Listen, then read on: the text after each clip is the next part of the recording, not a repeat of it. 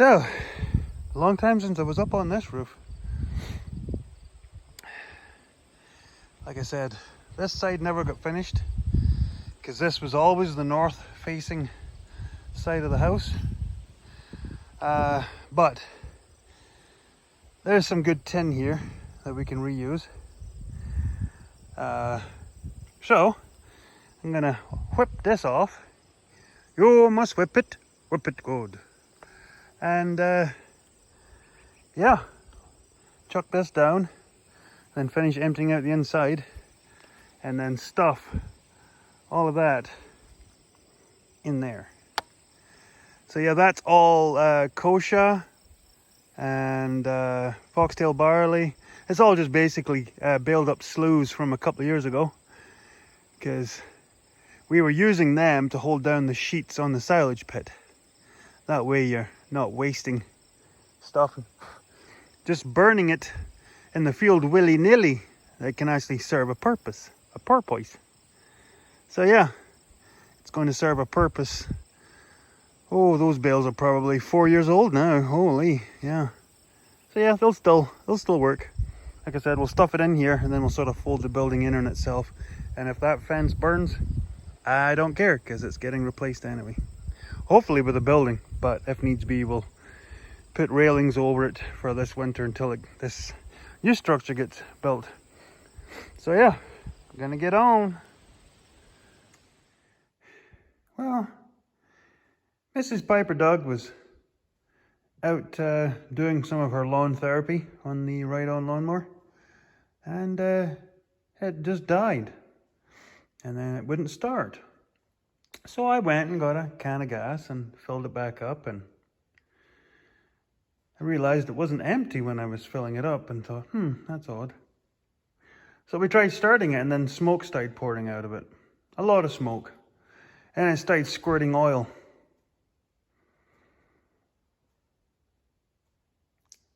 Yeah, that escalated.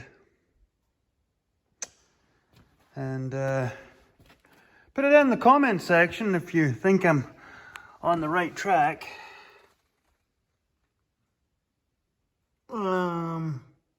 Pretty sure they're not meant to have ventilated pistons. So, funny thing is, that is the second engine this tractor has had. And yes, the mighty John Deere is run by a Kawasaki engine. So, well, I'm going to check and see if I can get a rebuild kit. Because I would like to rebuild this engine, because I know they're about $2,500 for these engines. Now, if I could get a Honda, like a 20 horse Honda engine for this, yeah, now we're cooking. Because it only drives off the backside. But this is actually liquid cooled. But Hondas, they just go forever, so we'll see. Because I know you can pick up 20 horse Hondas for in around about that 2,000 or 3,000. So yeah, don't think there's going to be any more grass cutting happening this season, Mrs. Piper Doug. Pretty sure. Another project.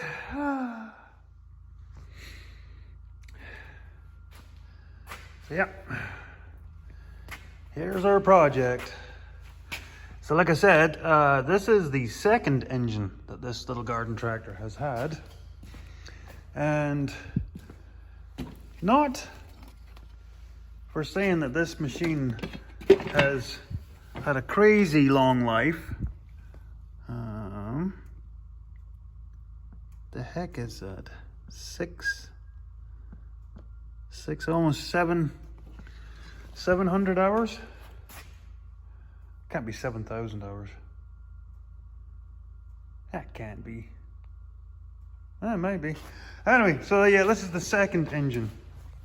And yes, John Deere and all of its proudness has a Kawasaki engine in it. So we're going to be doing a tear down, and then either replacing that piston or doing the whole thing. Both pistons, rings, and then gaskets and all that good stuff. So that's a lovely project. Anyway, not really important right now. So this is what I've done. Like I said, figured I would try and fix it, at least to get me through the end of the year, because I might use it for picking straw bales, don't know yet.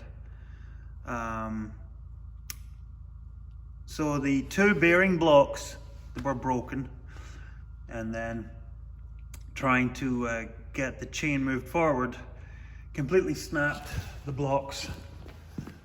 Like, they were done, because one ear was already broken off both of them. Well, the other side broke completely off, trying to get the chain moved far enough away to take the pressure off these. The bearings are still really good, but I need new bearing blocks. This piece from Morris was, I think what it said, $300 and something. So basically it's a hard shaft, and then 4 of these discs with holes in them welded in. See, welded there, and this one's welded there. Seems to be the same, like they put them on, welded the outside ones on, meanwhile having these ones in here, and then slid them up and then welded them. They're not welded both sides. So you could technically blast off those welds and then get a piece of hard shaft and put those back on, or make up new plates, whatever you want to do. But for now, I figured, because it was broken right there, like right by the weld, because everything always breaks by the weld. So I ground back the weld and I ground the end of the shaft, tapered it. So I welded as hard as I could in there, like ground in a lot of heat. And then figured to try and take the pressure off the join, I got these, what is that, 9/16, that might be 5/8 rod, and just made these little stays. So there's 4 of them in there, and I got it as close as I could. You can see a little bit of a wiggle, but this doesn't move fast, that's the thing. This just turns like at that speed. When it's moving the bales back and forward, that's as fast as it turns.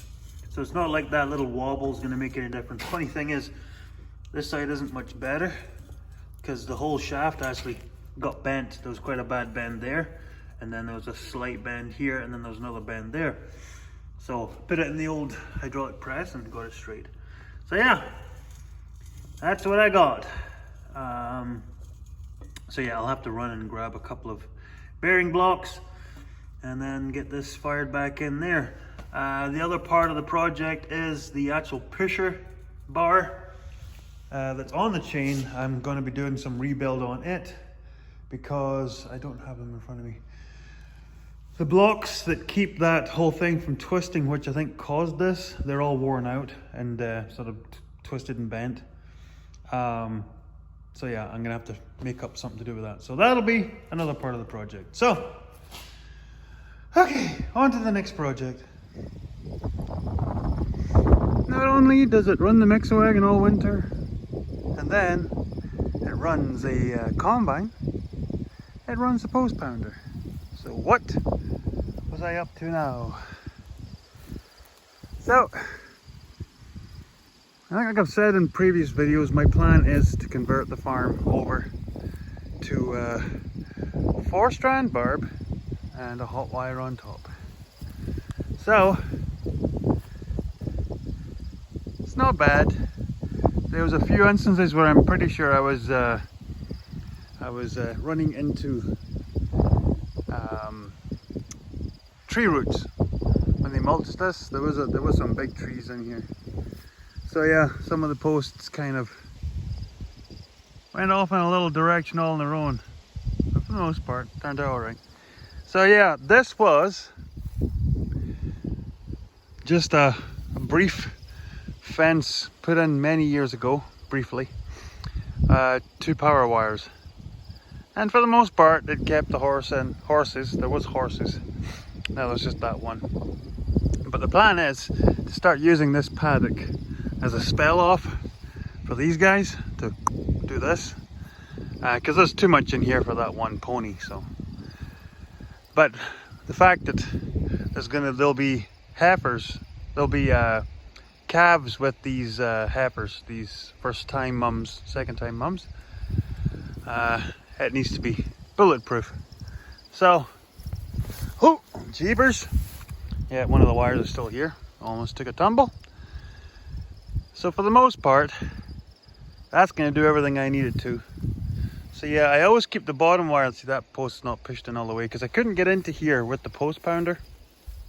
Now that this fence is now out of the way, because I couldn't take this fence down till that one was up because of that creature. So now I can come in here, probably just use the loader and just push that post in. And I'm going to put another post in the corner there and put stays. And then I'm going to run, let's see that post there, I'm going to run another fence along near the bottom of the slope there to keep the animals from up at that pole rail. Because I actually want to start another row of trees on either side of the road down the slope a bit to try and close it in a bit. So yeah, so that's what I've been doing, playing with barbed wire. So yeah, I'm going to pull these posts out. So it's supposed to be a big chunk of rain coming in the middle of the night tonight, which I'm hoping for. Then I can have that big bonfire. So hopefully in the next frame you'll see a bit of a burny.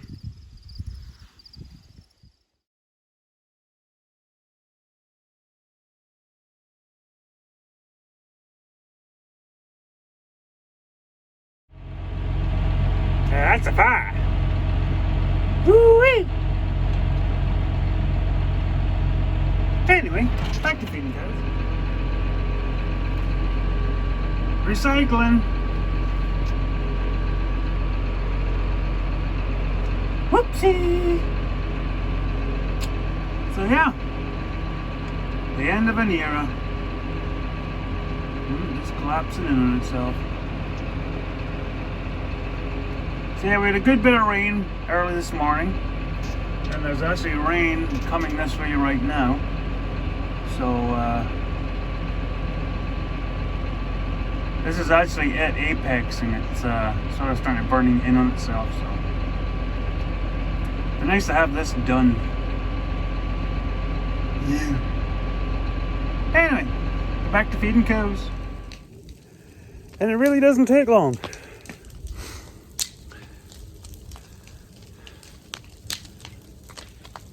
Like 10 minutes.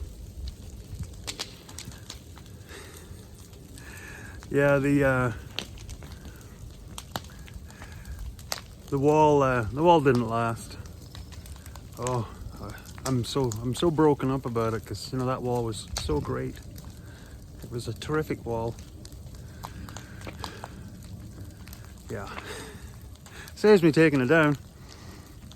Just means I got to go over the ground with a magnet now and pick up all the nails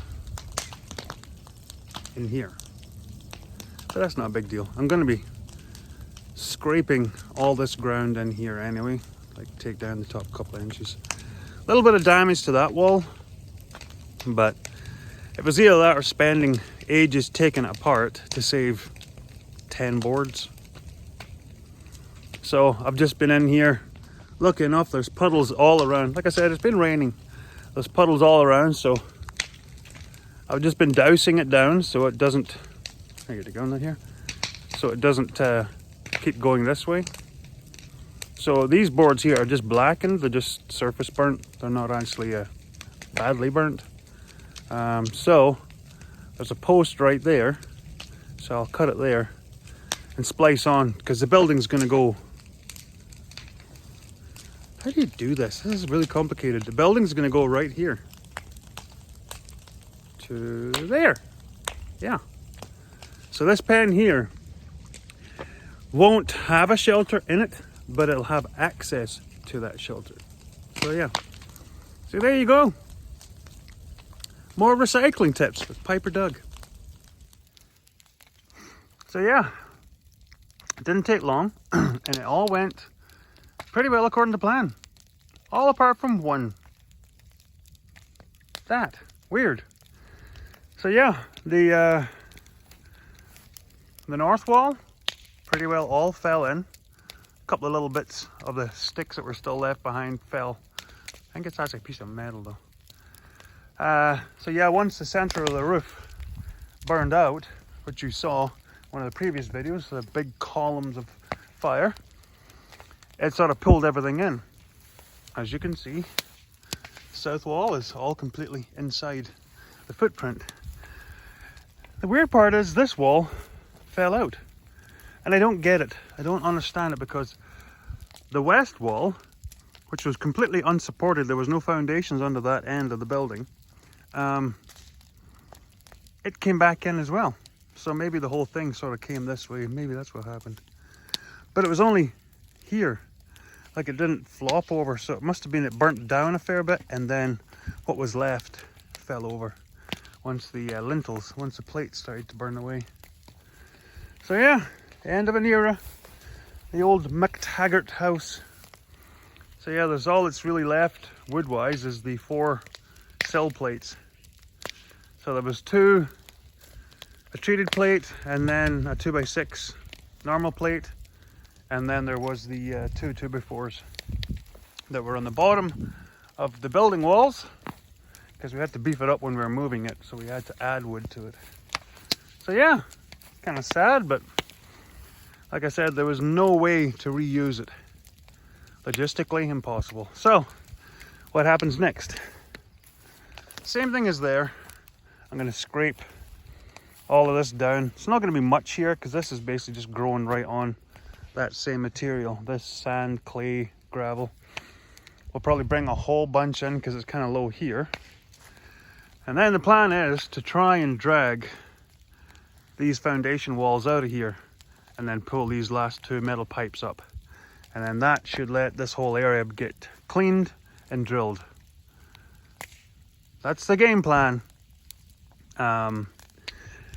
It might look pretty daunting to try and move this subwall, but if you can see there, it cracked. So when we were drilling and pouring, see, we didn't dig down a footing, we drilled piles, and so we poured concrete and then rebar in the piles, and then just formed the wall right on top of that, thinking it should be strong enough, but didn't. It settled and it snapped that wall. I haven't had a good look at this one to see if it's broken or not, but one way or another it's getting pulled out of here, because like I said, I want this done. I've got ambitions. I drew up a plan years ago where we're going to have a building here with a sort of a handling system in it, like a crowding tub. That way we can do treatments, especially in the winter time, out of the weather. And that's kind of still on the plate. I have a drawing somewhere. I think my dad has it. So that's kind of what I'm thinking is going to go over there.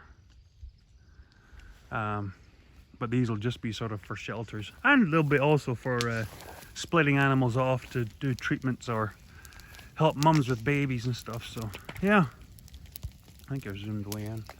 There you go. So yeah,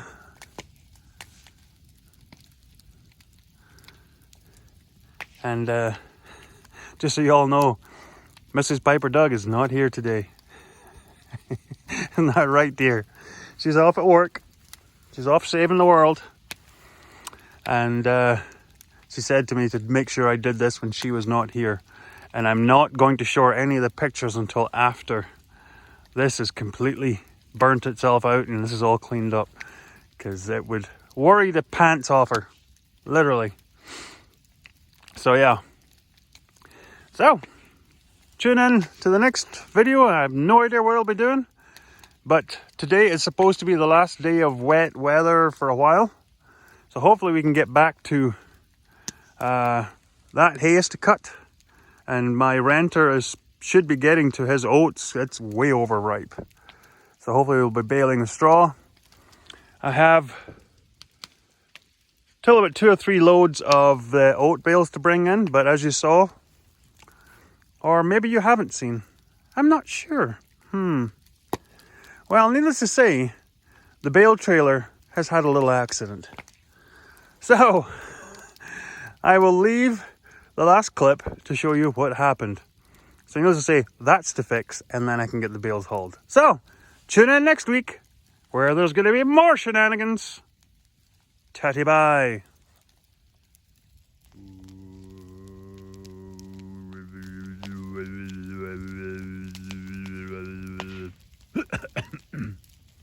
See ya.